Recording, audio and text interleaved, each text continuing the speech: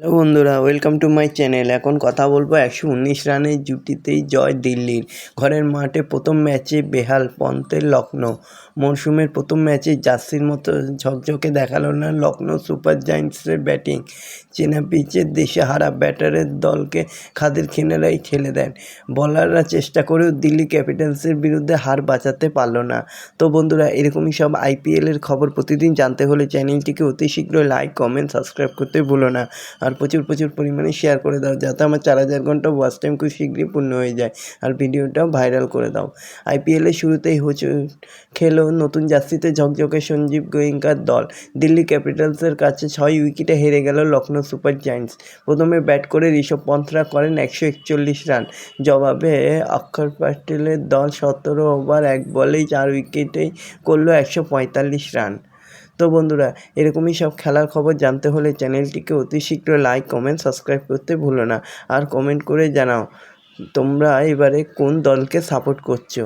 তো বন্ধুরা, আইপিএলের শুরুতেই প্রথমেই হোঁচট খেলো নতুন জার্সিতে ঝকঝক করা টিম সঞ্জীব গোয়েঙ্কার দল। দিল্লি ক্যাপিটালসের কাছে হেরে যায়। দলের পুঁজি 141 রান। আধুনিক টি-20 ক্রিকেটে এত কম রান নিয়ে লড়াই করা কঠিন।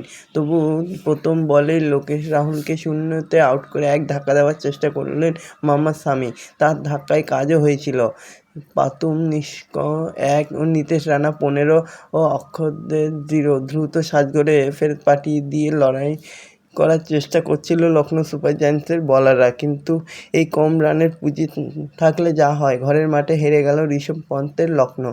জয়ের জন্য 142 রানের লক্ষ্যে ব্যাট করতে নামা না দিল্লি 26 রানে 4 উইকেটে হারিয়ে চাপে পড়ে যায়। সেই চাপ থেকে স্বস্তিকর জায়গায় আসতে একটু সময় লাগলেও জিতে যায়। লখনৌয়ের সফলতম বলার প্রিন্স যাদব 20 রানে 2 উইকেট নিলেন। 19 রানে 1 উইকেট নিলেন মহসিন খানের।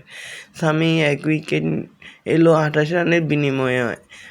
তারপরে নোকে ও শাহবাজ আহমদরা বল হাতে দাগ কাটতে পারলেন না। মরশুমের প্রথম ম্যাচে জার্সির মতো ঝকঝকে দেখায়নি লখনৌয়ের ব্যাটিং।